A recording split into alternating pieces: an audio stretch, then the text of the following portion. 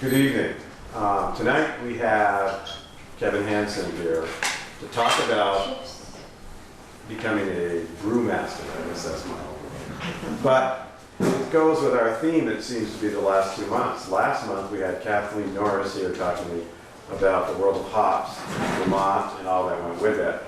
And several times through her talk, she mentioned Kevin's name because she was supplying hops to you. She does. And so it's just, we just tie all this together. And the only thing that I'm sad about is that we don't have some kind of a license that allows us to taste test. But then again, that's the way people, we could have probably advertised it that way and got people in and said, I'm sorry, we can't do it. And then we could have had, like, you know, somebody outside giving coupons away. But anyway, we're really happy to have Kevin. Kevin's a Bristol resident, has been forever, which is a good thing. And it's nice seeing people try things as their careers go on that you'd have never thought of when they were younger. I'm sure he didn't say, I want to grow up to be somebody that can brew beer. It came later after he started to acquire a taste for beer or something. But we're really fortunate tonight to have Kevin with us. So, welcome, Kevin.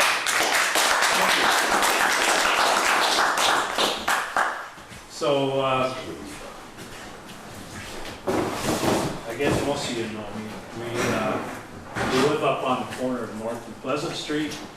We've got the Norton House, is what it has been called in the past. There's a huge carriage barn that's associated with that house. So we set up a brewery there 2 years ago.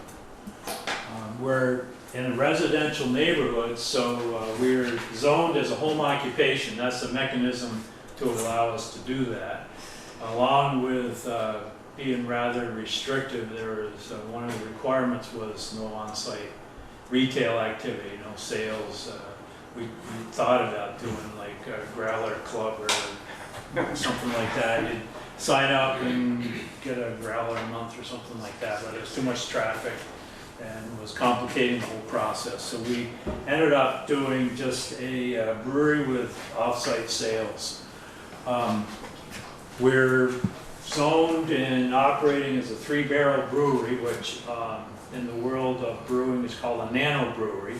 You've got the big brewers, you've got regionals, craft brewers, you've got micro brewers, then you got nano brewers. So sort of the informal definition is 3 barrels or less. Three barrels, a barrel is 31 gallons, so 3 barrels is about 90 gallons.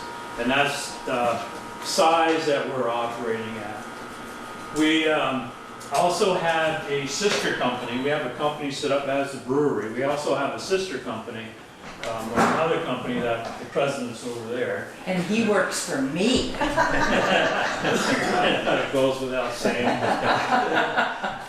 But Vermont, along with most states, operate underneath a 3-tier system, which is one of the things that came out of post-prohibition.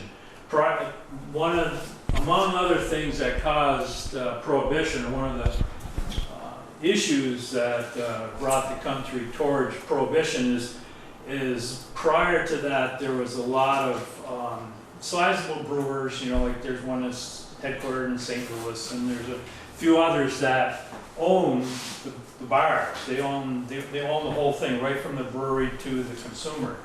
And a lot of these bars or watering holes or gathering places, what have you, there was a lot of influencing going on. You know, conjecture is, you know, both were being bought for this or that, or you'd go and talk to the bartender and he'd tell you how to think for the day and all this kind of stuff. So there was a certain amount of corruption with that whole setup, if you will. And once prohibition was repealed, the concept of this 3-tier system became very popular to separate the brewer, the manufacturer, from the end user. So the way that it was set up is you'd have a brewer, a manufacturer, who would sell to a distributor, who would in turn sell to a retail customer. And then that would keep any sort of influence that was prior to prohibition out of the restaurants, saloons, watering holes, whatever, what have you. And that system is still in place today in Vermont as well as most states that are operating with that type of system. When Prohibition was repealed, it went to the states to decide how they were going to allow alcohol to be sold, if they were going to allow it to be sold for that matter. And if you travel around, you'll notice that there's a lot of different ways you can buy beer in different states, and that's part of the reason why. So we end up with an independent company, 2 independent companies, and then we sell to restaurants and package or retail stores, if you will. We're selling beer in Addison County, obviously. We're up in the Chittenden County, and we're over in Washington County. So the extent of our territory is we've got a tap account in Brandon. That's probably as far south as we go. We've got tap and bottle accounts in Winooski and places in between, Virgins, Burlington, South Burlington. And then east, we go as far as Montpelier and into Northfield, believe it or not. So it's a pretty good sized territory. It's something as my presidents of the company's delivery person can't deliver it all in one day. so you know, it's a day and a half delivery depending on sales, if we get sales through that whole territory.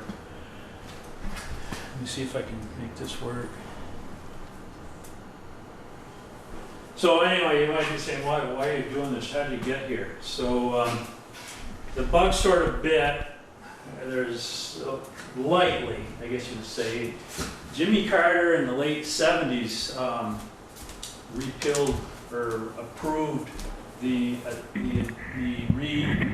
allowing to have people home brew, if you will, brew in your house for, I think it's like 200, you can brew up to 200 gallons a year for personal consumption in your house. So that was in the late 70s that he did that. And it was probably going on prior to that, but it was illegal. So a couple friends of mine, or a friend of mine, saw an ad in Yankee magazine, of all places. You could buy this little beer kit. So he's like, a couple of us were with him, and said, yeah, that sounds cool. So we did it. And he ended up home brewing, if you will, for a number of years. I didn't do anything past that for a number of years. I picked it back up sometime in the 90s, I guess you would say, and did it at varying levels. Got to the point where I entered a few contests, and every once in a while I'd get a ribbon and a little handshake or some sort of trinket, that sort of thing. So in the meantime, I was working for a living at Simmons, Goodrich, UTC Aerospace, whatever you know it as, for a period of time. And I got to the point a couple of years ago where we could be financially independent, sort of, almost. So it's like, okay, it's good time for a break, and this, it's like, okay, what am I going to do? I could go to Martin's and work, you know, I could go here, I could go to Home Depot. So my bright idea was, well, I'll start a brewery for a little bit of something, you know, a little bit of supplemental income and something to do. So that's where we're at. We started billing it out in 2015. We sold our first beer. Actually, I made my first sale Halloween night, 2015, and then we've been selling ever since. A couple things that was really enjoyable about being in Vermont, Addison County in particular, is there's just so much to support. There's so much local stuff that you can be working with. And we take a lot of pride in the fact that our malt that we use, except for one beer, all of the malt that we use comes from Moncton. There's a malt house in Moncton Borough, what used to be the Cody Farm, right across from where Boyer's Orchard is today. People probably have recognized Boyer's Orchard. A guy by the name of Andrew Peterson started it up. He's got kind of an interesting setup. He's very small, you know, again, a very niche market. He's starting to sell malt to some pretty good names around here. If you've heard of Foley Brothers down in Brandon, they're a regular customer of his. Foam Brewing up in Burlington, which is a on-site place. They're not selling to stores or other restaurants, but they're a very popular on-site brewery.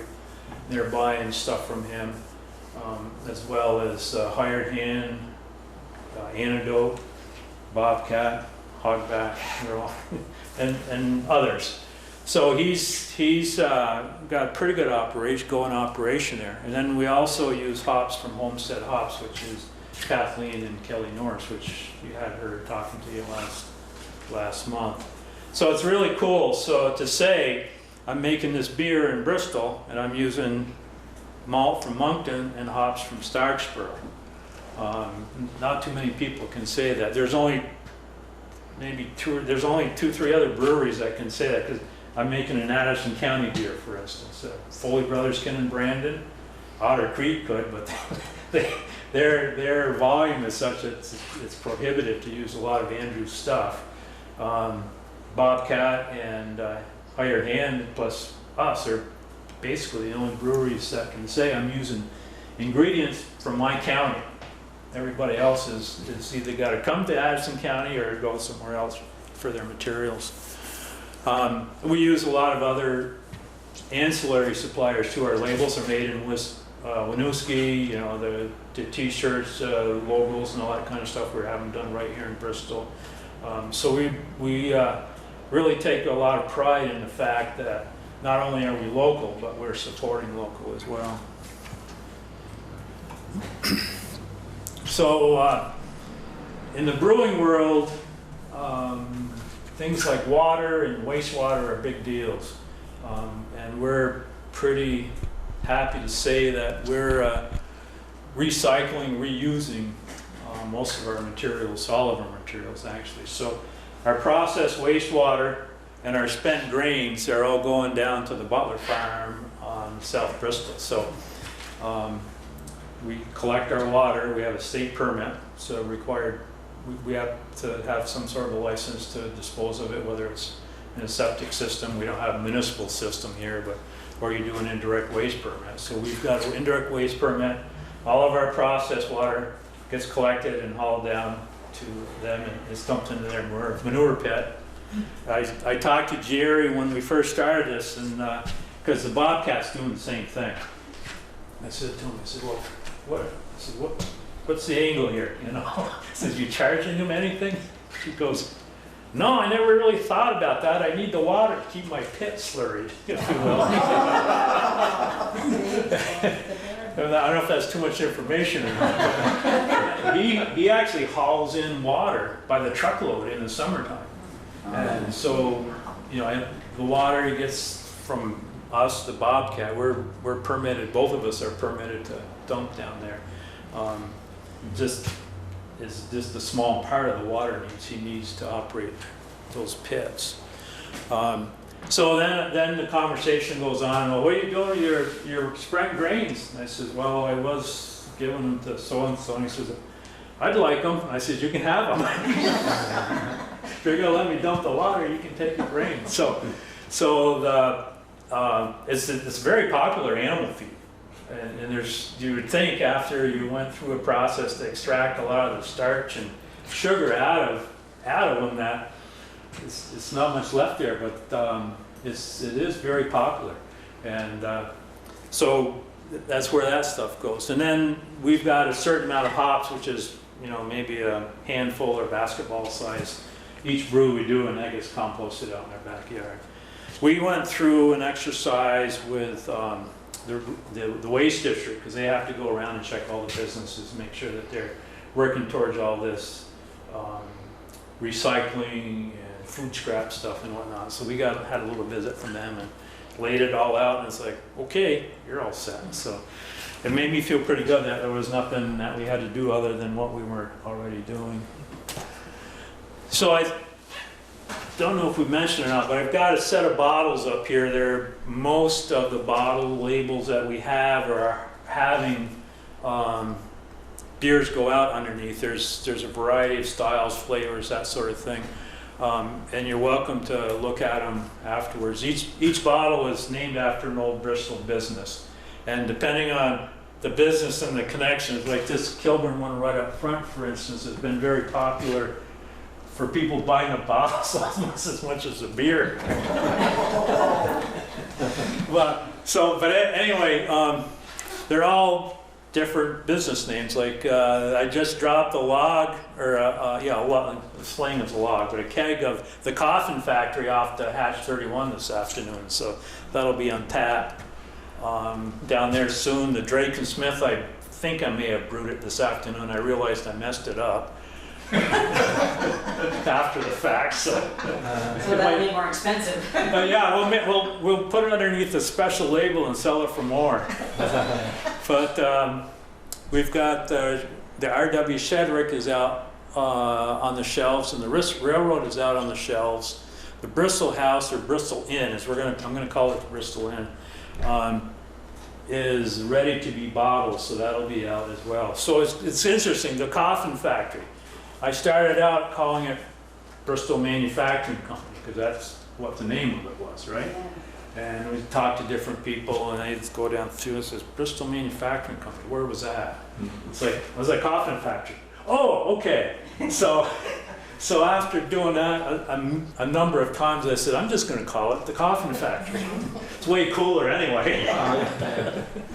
So yeah, we've had a lot of fun. So there's a little paragraph. There's all the legal stuff about you can't drink it if you're pregnant and all that kind of stuff. But there's a little paragraph, and there's a few sentences of what the business was, a sentence about what it is today or where it is today, if you will.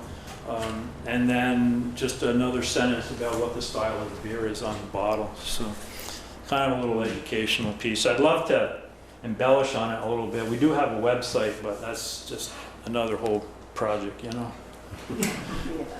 So Vermont's kind of an interesting state. From 1852, I think, to just after the turn of the century, Vermont was a dry state, as well as Maine and Massachusetts.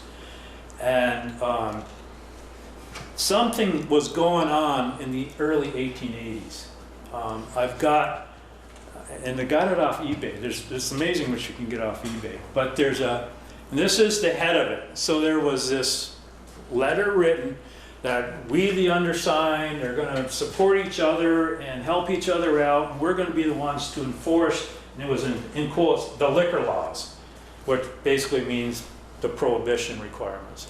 And then underneath that, there's a whole bunch of signatures, all very prominent signatures. A lot of them are very prominent signatures. And that was like in 1881. The other thing I have up here is there's a newspaper article from, I think, the Chicago Tribune, talking about Ohio distillers, which never really thought there was a lot of distillers in Ohio, but how easy it was for them to sell beer in Maine, Vermont, and Massachusetts. And it was just kind of a joke. You just put it in a regular concealed box and ship it, and that got to wherever it needed to be. Or in the case of Maine, you ship it to Portsmouth, New Hampshire. Portsmouth? You ship it to New Hampshire, and somebody just come and pick it and take it with them. Of course, this is like in the 1800s. Probably wasn't a lot of closed circuit TV surveillance, you know, and all that kind of stuff. But there was something going on. I didn't really get too far into it or anything, but all the time that this dry state situation was going on, or this attitude, Vermont was the second largest hop producer in the country, only behind New York. So New York, obviously, because of the size, was easily the largest one, but you got this little tiny state next to it, the second largest hop producer. And in the 1850s, and it kind of peaked in the 1850s, early 1860s, and then it dwindled afterwards. And it dwindled almost as much because of productivity, diseases and stuff affecting the crop, and then all of a sudden Wisconsin could grow them more efficiently, or Nebraska could grow them, Idaho could grow them, and then ultimately, you know, the Yakima Valley in Washington could grow them efficiently, and that's where it's been, except for some of the revivals today of hop yards. And the other interesting thing is it was a cash crop. So in the 1850s, 1860s, a lot of subsistence was barter. There was a few cash crops. Butter was a cash crop, or cash activity. You know, people made butter, they took it and they got money for it. People went and picked hops during hop picking season and got paid for it. As opposed to, you know, I'll trade you this, I'll trade you that, all that kind of stuff. I've got a letter that, I think it was a sales, and this is in Starksboro, wrote to my grandmother's grandmother, who at the time was a school teacher out in Wisconsin, I think, talking about working for Sid Bushnell. Now, Sid Bushnell's farm is where Leslie Rubley's farm is today, right in the village of Starksboro. And so they were working for Sid Bushnell picking hops, and they were getting 33 1/3 cents a day. And she was telling about what a great thing this was and how much fun they were having. And, you know, sounded like there's quite a few people doing this, you know. She listed off half a dozen people, and they were just part of a whole bunch of people picking hops at the time. So it had a big impact to the area. So talk a little bit about what we're doing and how it's being done. There's this, actually it's Bavarian decree. It was in like the 1500s, called the Reinheitsgebot. Today it's called the German Purity Law, more commonly. And if you are familiar with German beer, they pride themselves on the fact that it is only water, barley, and hops. And they lager it so it's cold, crisp, that sort of thing.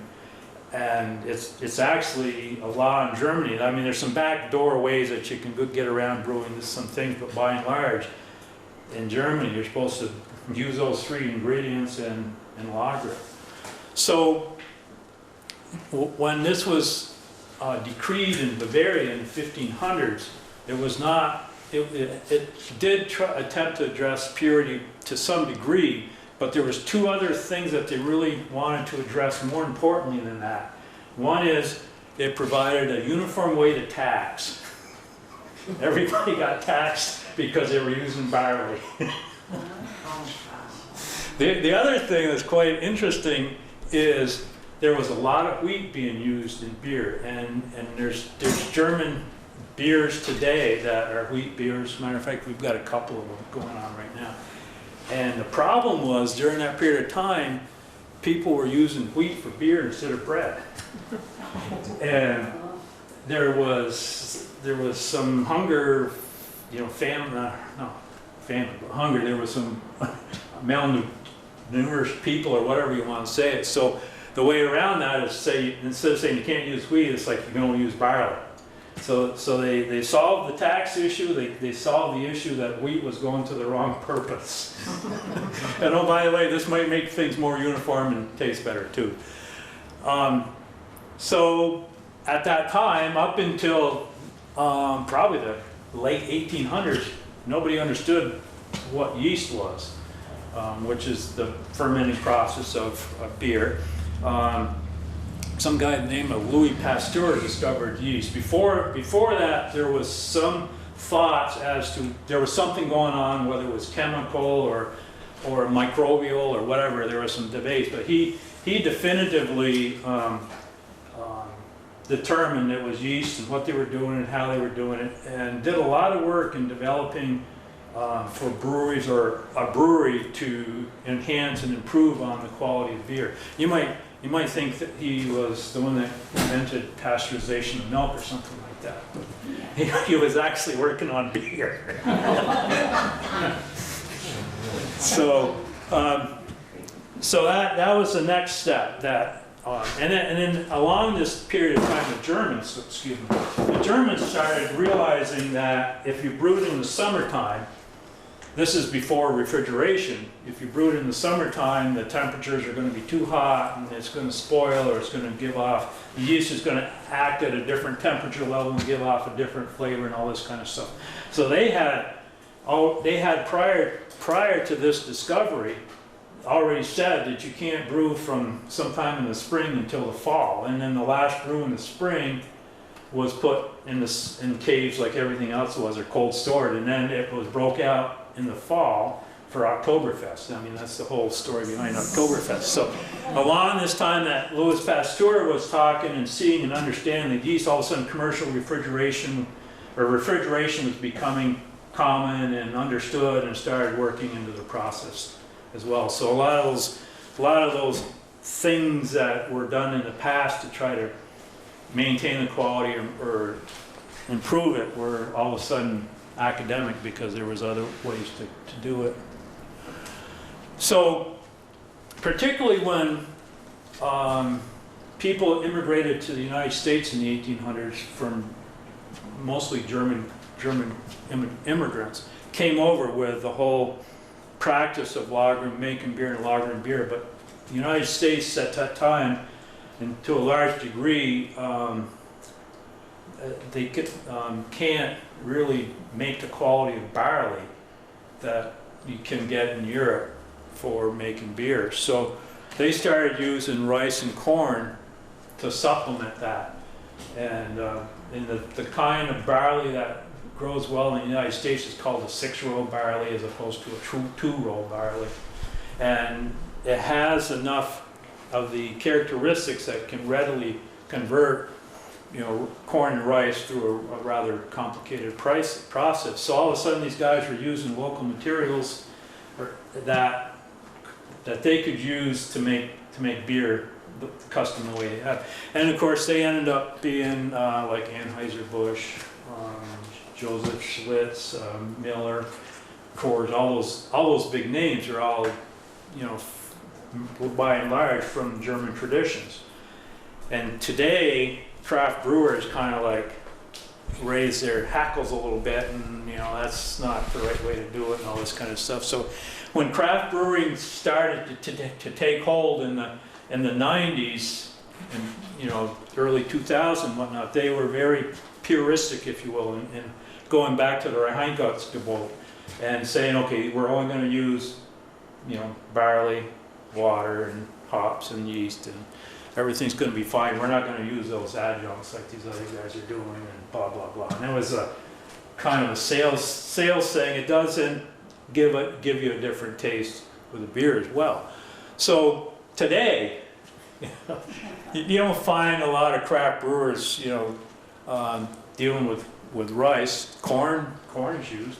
There's a lot of wheat, oats, fruits, spices that are incorporated into craft beers without any given thought. And like I said, when this whole movement started originally, 20 years ago, 25 years ago, this was like, oh no, this is terrible, do this, to beer. So even the stuff that we're doing, we use wheat. Thinking about using corn, I just haven't come up with the right combination. I was approached by the executive chef down at Two Brothers in Middlebury. He comes out and he had somebody, Tommy Kenyon has a farm over in So anyways, somebody from his farm had stopped down there and was pitching, use this corn, and where can you use it? It's really nice looking corn, nice, tasted nice and everything. And so he's talking to me and says, you should use this in brewing. I'm saying, yeah, I should. But I haven't really got that far. But there again, you got those ingredients locally. Rice. So corn gives you some flavoring if you use it. Rice doesn't, like Budweiser still uses rice as an adjunct in their beer today, and that's one of the reasons why it's so very crisp, clean, light, and is because of the rice doesn't add a lot of additional flavors to it. Wheat, again, wheat is after the Bavarians outlawed or ruled that you're going to use barley, wheat maintained its place in royalty. The royalty in Bavaria still made wheat beer. It's just that you couldn't do it publicly or out with everybody else. But we've got, like I said, we've got a few different beers that we're using wheat. Oats are very common today. It adds a certain amount of flavor and mouthfeel, if you will, a silkiness in the beer. Haven't used a lot of them today, or haven't used them, but it's something to think about. We're using fruits and we're using spices in our beers.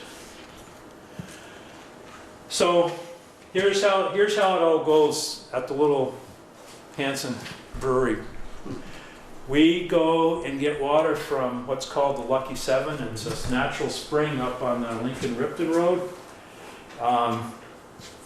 There's a little sign, there's a metal tank, and there's a sign, and I've got a tank I put in a truck, and I've got a little pump set up, and I'll pump about 150, 170 gallons into it for a batch.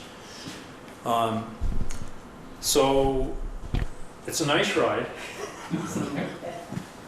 except for mud season. But there's a couple reasons why it's worth the trip. It's simplified. I'm not dealing with water treatment, so I'm not taking water out the tap and trying to strip the chlorine out of it, worried about the minerals that are in it, all this kind of stuff. So I'm going to get spring water, there's no chlorine in it, and it's relatively soft water. So it's a good base water for me. And then from that, a particular style of beer that needs soft water. And oh, by the way, a lot of the very popular brand styles, if you will, of beer, a lot of it has developed and over time in an area where that water supply just lended itself to that. So a soft water supply started the whole Pilsner, light lager beers in Pilsen, Czechoslovakia, and then in Germany.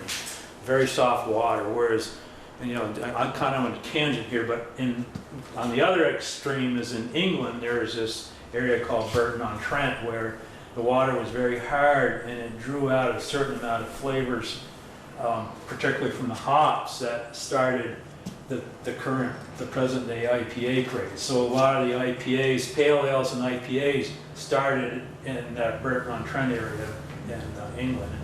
I mean, there's, Dublin, Dublin, Ireland, Edinburgh, Scotland, all those different areas had a distinct water supply, or a water supply that was distinct enough that went along with how barley was malted in those areas as well, to come up with those distinctive styles that you think about today, like what's the stout out of Ireland?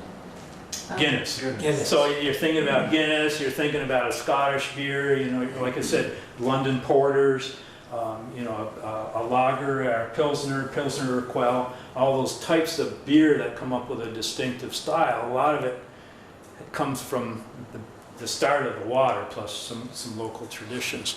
So by taking that water, I can start out with a very soft water and make a Pilsner, or I can add minerals to that and come up with something much harder, that requires much harder water, like an IPA or a porter or something like that. Picture all the way to the right is I've got 3 tanks. I pump that water in, so I've got 140 gallons of water that I can heat up in that process. Those tanks are called liquor tanks, which sounds terrible, but basically in brewing, liquor is treated water. So once you get your water set and you're treating it for whatever reason in preparation to mash, it's called liquor. So our water comes up here, we heat it, get it ready for mashing,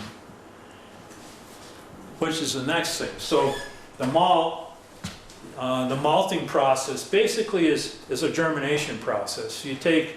I remember John Tomasi had the sprout house. Well, that took it to a further extreme, but you take barley or wheat or rye or whatever it is, you soak it in water, let it start to germinate, and once it starts to germinate, and you got this little tail like this, like the sprout house would be almost totally sprouted. Well, when you're malting, you want that little sprout just to be out there enough that you can see it's going, and then you dry it out and kiln it. And that stabilizes the process that starts providing enzymes to convert the starches in that kernel to sugar. So the maltster will get that started and stop the process. And over time, another thing with this from a historical point of view is depending on how it was kilned would give you the depth of color and taste, if you will. Originally malt was kilned over a fire or something to dry it out. Well, you'd get smoke and whatever else, that turnip block and all this kind of stuff, you know. And so a lot of the darker beers would naturally be with a smoked with malt like that. And then as that whole process refined itself, all of a sudden you're kilning and you're not killing as dark, and you're not killing with as much smoke and charring and all that kind of stuff. So then that's where a lot of the lighter beers started coming. All of a sudden you've got the situation in Pilsen where you've got soft water that's going to give you a certain hop flavor, if you will. And then there was this process where they started malting, they started malting where it was a much cleaner process, and they weren't getting a lot of burnt material and overkilling there, so they were lightly killing their malt, and all of a sudden you've got a lighter beer. So the picture all the way to the left is Peterson's malt house. He's got a couple silos out in the back. He's got three. He's got two up. He's got three. So he's got barley in one, wheat in the other, and the third one's going to be for rye.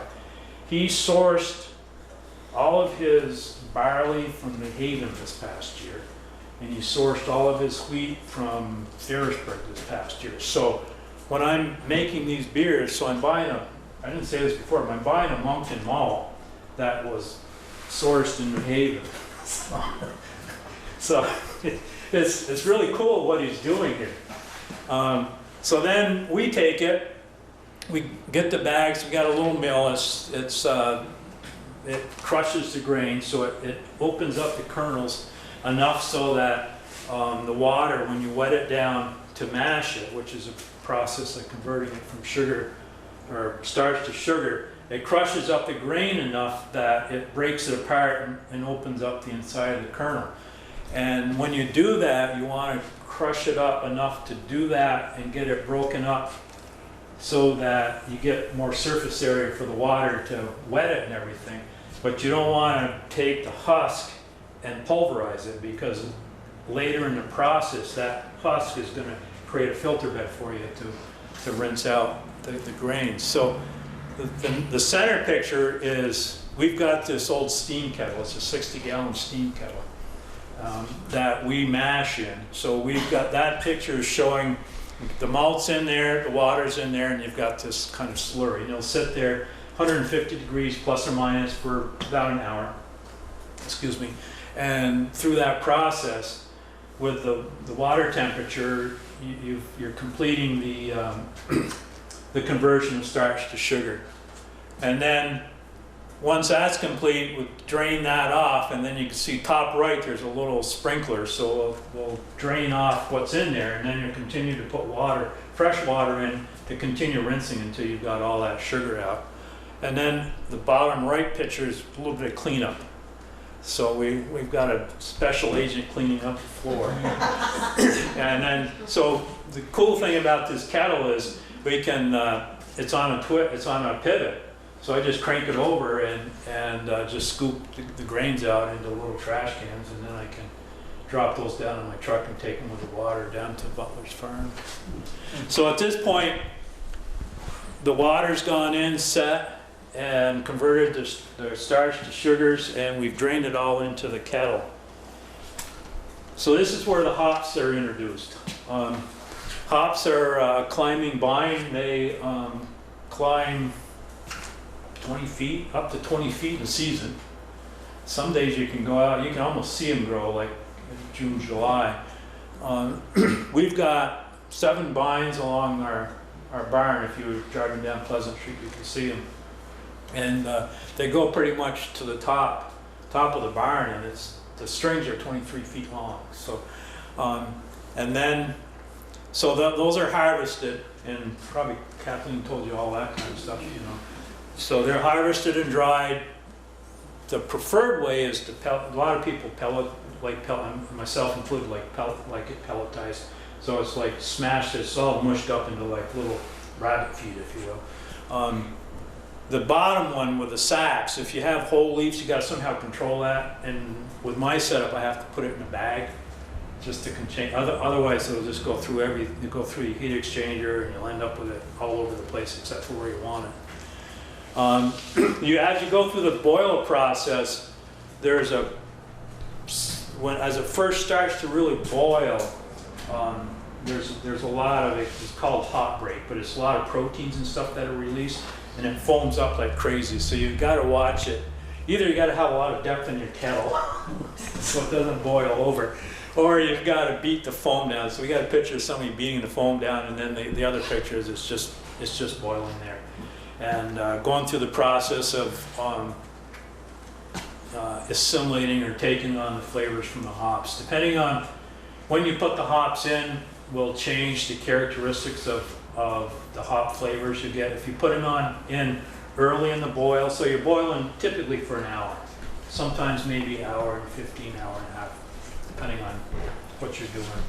But typically it's an hour. So if you put the hops in for a 60-minute boil, if you will get a lot of bitterness from them, and you won't get a lot of flavor taste, if you will, or you won't get a lot of aroma from them.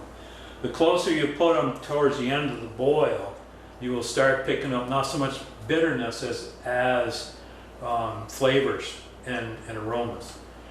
So if you look at a lot of these Vermont style IPAs, they're very flavorful and there's a lot of smell to them. If you either love heady topper or you hate it, right? But those types of beers, the focus is to put the hops in as late as you can, so that you don't get a lot of bitterness, but you get a lot of flavor and a lot of aroma. And depending on who's doing it and why they're doing it, there's a whole hop selection and some very elaborate hopping scheme towards the end of the boil. So that's basically what how you use that 60-minute boil. By the way, because I'm using spring water from Ripton, by the time I get it boiled for an hour, it's academic as to whether there was bugs in it in the first place. So after it's boiled, you've got the hops in there, you've got the right amount of bitterness, you've got it. There's a few other processes that go on to coagulate certain proteins and that sort of thing that I mentioned before. It goes into another tank. On the right, we use plastic tanks, mostly because of economy. And it'll sit in there. It'll go through it'll take a day or so to get started. And then it'll go through a vigorous fermentation process, and then it'll tail off and take another few days. So it'll ferment out in probably 5 to 10 days. And then I usually let it sit there a little bit longer than that. It's certain things you got to watch. It's better to watch. You can throughput it, but the quicker you get it done, sometimes you're running the risk of not letting everything go through to its end. And if you're scientific about it, you can probably hone in on it a little bit than I do. I just air and let it sit there a little bit longer than try to get into the too much of the science of it. But on the left-hand side is a look at yeast underneath the scope. So those are the little critters that are actually doing the work.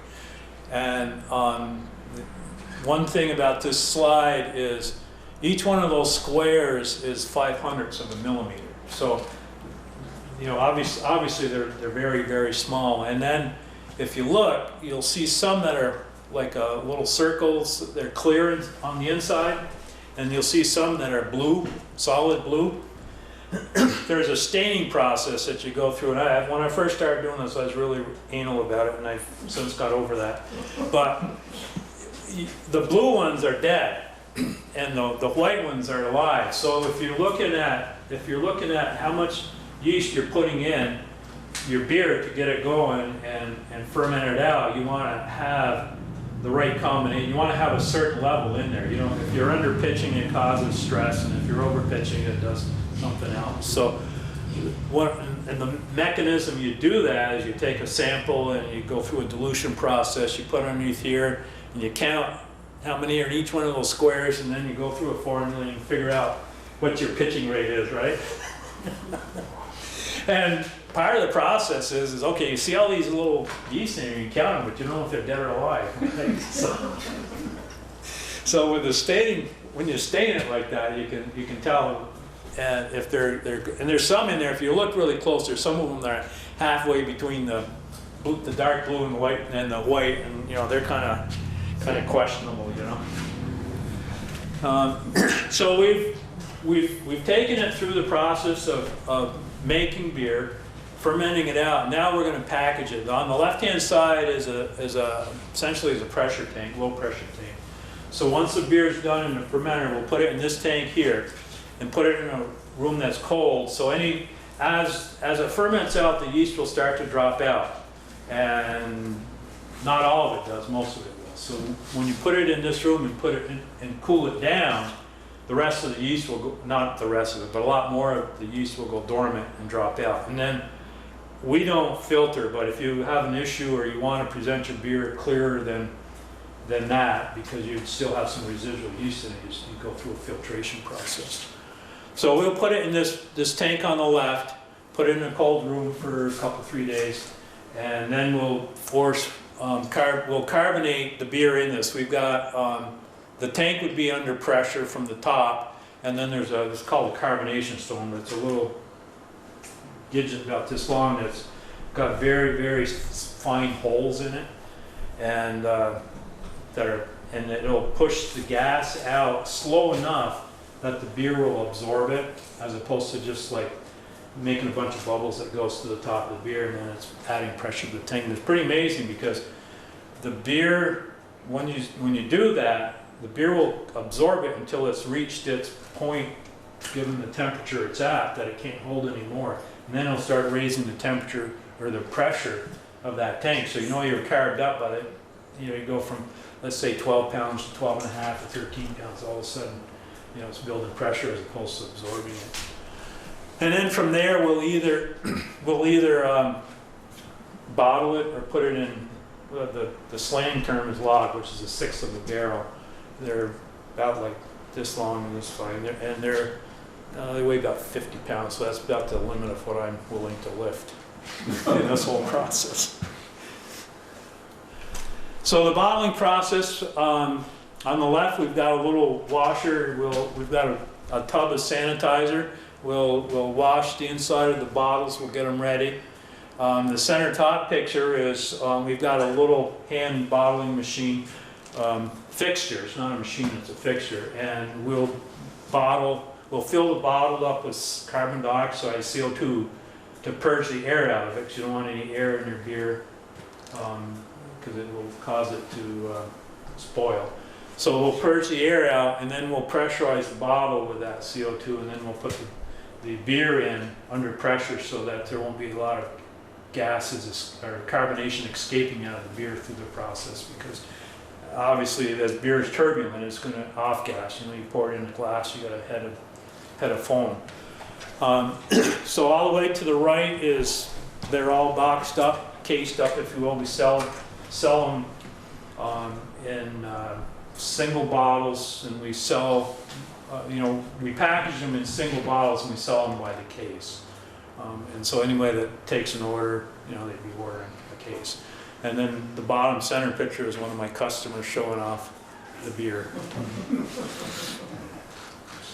The other thing I mentioned is we do sell it in containers, logs, kegs, for primarily restaurant accounts. Although we do have restaurant accounts that do bottles, but so we're doing, on the left is a stack of them that we've packaged off. When we package, we'll do probably a third to a half of it in kegs and the other half in bottles, depending on the popularity of the beer and where it seems to go. And most of the time, it's wrong. But it's like what do you think might happen, And then we do have one beer going right now. It's in the center that we're using, which are termed kegs, which is a half a barrel. but we use those to lager in. So we have a beer right now that we're lagering, or it has lagered for 3 months. We've laid it down for 3 months, very much into that German tradition where you brew it, you let it set and cold, and then you package it and sell it. And the term lagering is the German term for to set down. I think it's store cold or set down, one or the other. And then the picture all the way to the right is just of what we have in storage. So that's kind of what it's like to go through the process, kind of what we did and where we're doing it, and that sort of thing. So I don't know if anybody has any. What's the difference between between beer and ale? It's so beer, ale is a warm fermented beer. So or top fermented, warm fermented. So there's two different types of fermenting processes, I guess you could say. Longer term, the older one is to do a warm fermentation, if you will. The yeast goes to the top and tends to go to the top. I can't see the difference when I see it happening, but they'll ferment out warmer. They give you more different flavors, which are different byproducts of the yeast. So they're more of a flavorful beer, if you will. So, and that's an older style. Now, as time developed, and particularly in Germany, the Czechoslovakia, Finnish countries, they started dealing with trying to make their beer more pure, if you will. And then that goes back to you don't brew in the summer, you brew it cold. And all of a sudden, about the time that Louis Pasteur was discovering yeast, they also discovered the fact that there were certain yeast that had acclimated themselves to this colder style of setting beer down and brewing cooler. So that's typically called a lager yeast. So you've got and they're also called bottom fermenting, which, like I said, I can't see the difference, but they ferment out slower.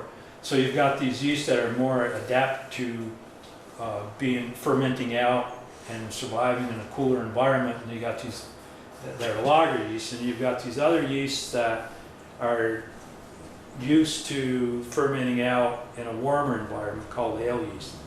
And a lot of that is just the transition or the development of beer over time. And beer is kind of like the umbrella. So if you talk about beer, it could be either one. If you're talking about ales, it's like this category of warmer fermented beers. If you're talking about lagers, it's this category of beers that are fermented out in a cooler environment. Does that make sense? Thank you. You're welcome. So you really have to have an analytical mind, a scientific mind. Oh, I've to been do told this. I'm very, what's the term? Obsessive, compulsive, or Yes. OCD. Yeah, You have to You- put an awful lot of time into each batch, it sounds like. and there's Not easy. there's a lot of tools to use. I mean, today I've got a program, so I just start playing around with the program. I'll do what if I make this malt combination, or I've got this hop combination, all this kind of stuff, and it just does all the thinking for you. Well, I think hard. I don't know, 30 years ago, somebody was doing this on a piece of paper, Yeah. But there's a certain amount of stuff that's empirical. Once you start cooking, and Amanda Apker, who was the woman stirring the pot there, if you remember, we do this brew every year for the Pink Boot Society, and Patty and two nieces, one would be Amanda, Paul Duke, it's not Apker. So, and she's a chemist. See? But she said, if you like to cook, if you know how to cook, it's the same thing. So, I mean, if you can bake an apple pie, then this is just a different type of thing you're making. And all those things that you need to know to make the crust and all that kind of stuff, put it together is maybe easy for somebody and difficult for somebody else. But so brewing, and actually brewing until the Industrial Revolution, particularly when the Germans took it, a lot of the Germans that immigrated, it really brought brewing out of the household. Prior to that, brewing was one of the kitchen chores, if you will. And so guess who made the beer? You know?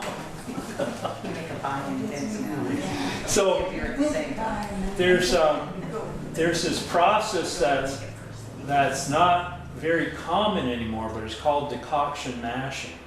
And it's a lot of the German, European, particularly mid-European German areas, did a lot of their beers were decoction mashed. Matter of fact, Queen City Brewing in Burlington, when they set up their brewery, they put in a fourth vessel so they could do decoction mashes, because they do a lot of traditional European beers.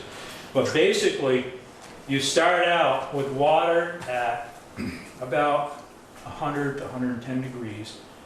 You put it together with the malt, and then you pull out a certain amount of it, and you put it in another pot and you boil it. And then you put that back in there, and it just happens to raise the temperature to the 130, 35, 140 degree mark, which is an important step.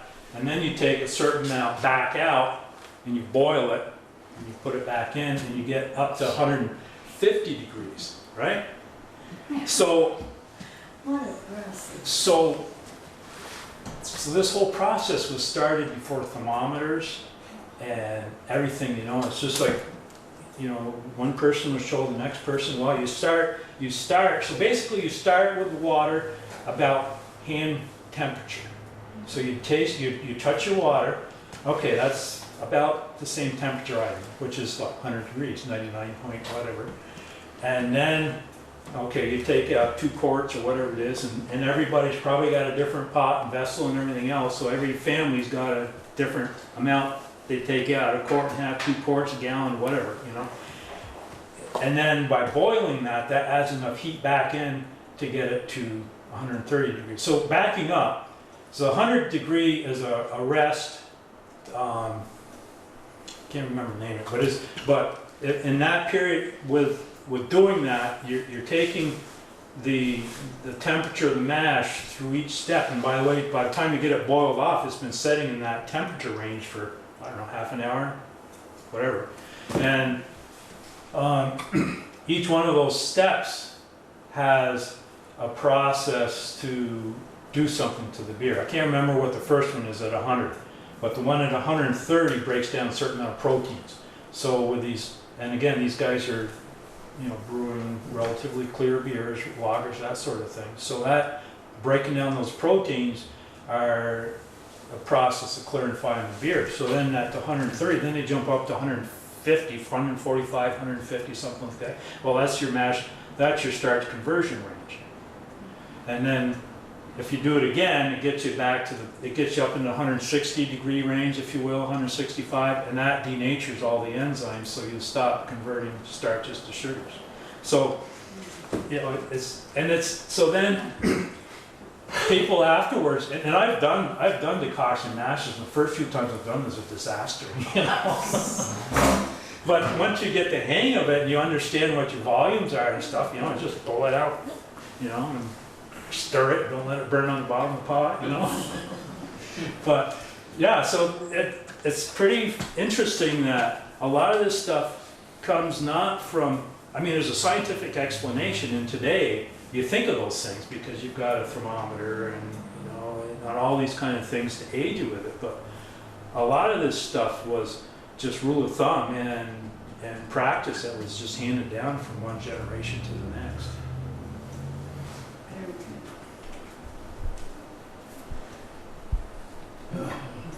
Who pulls rank here?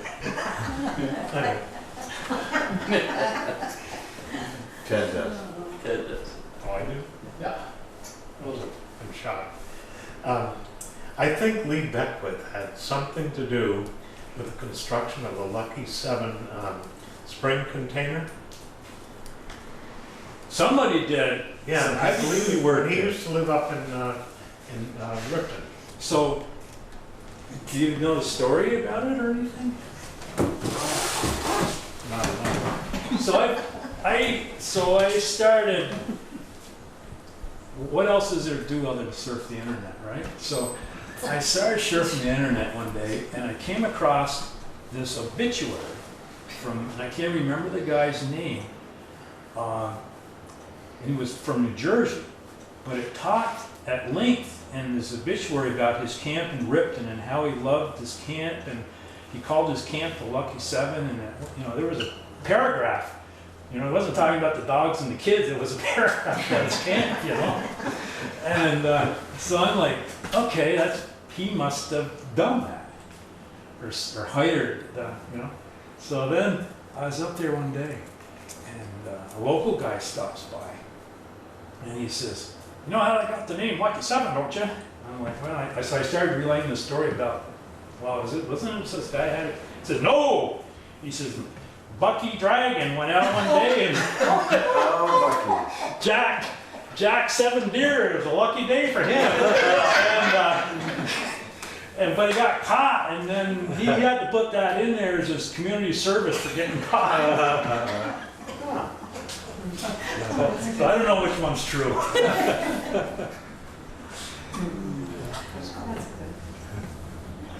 But you meet a lot of interesting people at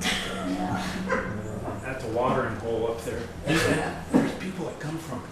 I was up there a couple of weeks ago, and a woman and a couple of kids were up there, and filling up their jugs, and it's just like, I was asking kids about chores or something, right? And summer's vacation, blah, blah, blah. And then I said, "Where do you live?" "Charlotte." Wow. So I've met people. You get people all the way around, Bridport, Shoreham, East Middlebury, Lincoln, Middlebury. I was talking to somebody up there one day, and they knew somebody that drove down from Burlington every 2 weeks to get their water. And so it's like, there's nothing like it. But it's, like I said, for me, it's great water because it's soft and it's not chlorinated. Kevin, when you started out, did you have any idea that you're going to jump into something like this? Because it seems like it must have been a steep learning curve pretty quickly to figure out all that you just say is common knowledge in your head. So no, like I kind of said before, I got to the point where, from a retirement point of view, I was or am really close to taking in all that retirement stuff, and needing a little bit of supplemental income. And I was toying around with, because I work in the facilities group at Simmons, and then before that I worked for GE, and before that it's a state. So I was thinking, maybe I could hire myself out part-time to a few of these different contractors that want somebody to push paper for them. And I was talking to the guy out in Haven at the time, before I started this as an option. I was like, yeah, that'd be cool. I could do that a few days a week. And they're slow in the winter, and I just go home and sit and drink coffee and talk to the dog all day or something. And so then, I was also thinking about this brewery thing, and it's like, and it kind of took hold, I guess. But so I had played around with it enough, so there's different ways as a home brewer you can do things. You can get a malt extract. So basically, the whole concept that we talked about when you're getting the grain, crushing it, mashing it, and getting sugars and drawing off, that's all done for. It's kind of like buying a cake mix, if you will. And then you add the hops or whatever, however you want to finish it off. So we had done that. I had done that as a home brewer, and then I started doing the all grain, what they call the all grain, which is doing the mash and everything. And I'd done it a couple different ways. all the time I'm playing around and making the equipment and trying to make this work and that work. So I had gotten myself up to a 10-gallon setup, which is 5 gallons is common in my home brew. So I'd gotten a pot and I'd gotten, a few things from the scrapyard on the way out the door at work. Early Simmons, when you could do that. And so I had set myself up, and by that time, I was pretty much going through the steps with smaller equipment. It's kind of interesting because Ann White, who has Vermont Homebrew Store, supply store up in Winooski, who was a Duane. If anybody know the Duane's out in Virgins, she was a Duane. And so she ended up, part of this, they have this contest called Make the Cut, which Beverage Warehouse and Farrell's puts on, and they open it up to home brewers in the state, and the top 2 people that end up winning this contest go up to 14th star, and they make a pilot brew of their beer that they won the competition with. Those 2 beers go out to a certain level of public bars or places and then people try it and vote, and whoever wins that, if you will, goes and brews a batch. I can't remember what the size of it, but they brew a batch and it goes out. And Vermont Brewers Association's got the Beer Fest this weekend, and so the winner, this year's winner, is pouring his beer at the 14 Star tank. I think it's a sour, wasn't it? The guy did a sour or something. You're right, yeah. But so anyway, all of a sudden, I guess they had some dead space or dead band. They had a few runners up go and brew some special little beers on the pilot system. I think it was a pilot, I don't know. But anyway, Ann White, who has the store, was one of them. So she goes up there and she had a brown or something. She brewed it and then went through the whole thing, and you could end up buying a growler, I think, at the Beverage Warehouse. When I was talking to her, she says, well, that must have been really cool. She goes, well, yeah, it was. But she says, instead of using a Pyrex pitcher to move my beer, I used a pump. She says, everything else was just about the same. It's just bigger vessels, and you move it a different way. So, kind of a roundabout way of saying it. I do a lot of experimenting, even still today. I end up doing some experimenting, I think. But a lot of the basics, the understanding of the mash schedule, the fermentation process, and all that kind of stuff. I already understood it from playing around with a smaller setup, basically. So there's still as the container size changes, there's obviously different nuances and stuff like that. For instance, in the fermentation process, I'm at the limit where I control the temperature for my fermenters by the room temperature, and I'm right on the cusp of not being able to do that, because of the size of my fermenters now. I don't have this little 5 or 10 gallon container that I've got a 90 gallon container, and these put off a fair amount of heat when they're fermenting. So is this a 9 to 5 job? Oh yeah, Lord. 9 o'clock Sunday morning until 5 o'clock Saturday night. I was delivering beer to a store one day, and I was talking with there's a little mom and pop store, and talking to the owner, and this guy shows up, and it was like a Friday, and I think there's a couple kids in there all excited about the weekend. So the guy says to the owner, he says, you know what Friday means if you own your own business? She says, no, what's it mean? She says, there's only 2 more days to the work week.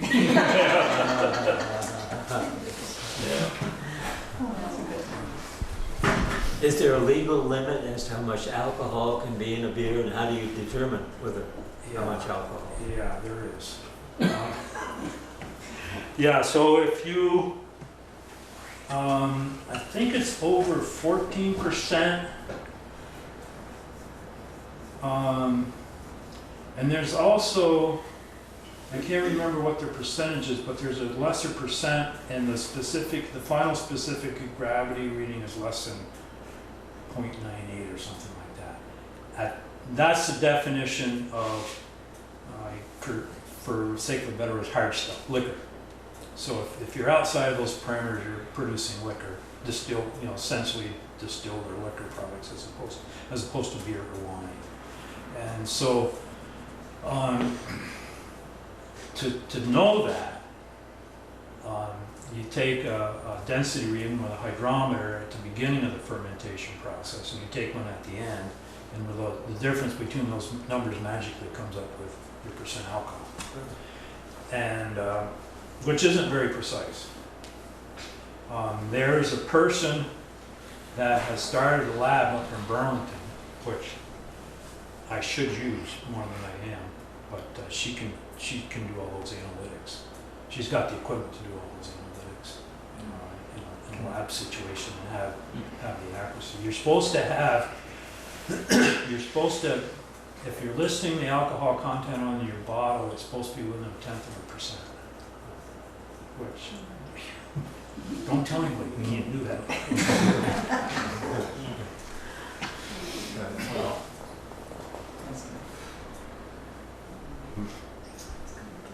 Anything else? Well, thanks for being so attentive and inviting me here. I really enjoyed the talk and telling you a little bit about our operation. Thank you. You did a great job. That's great. Yeah.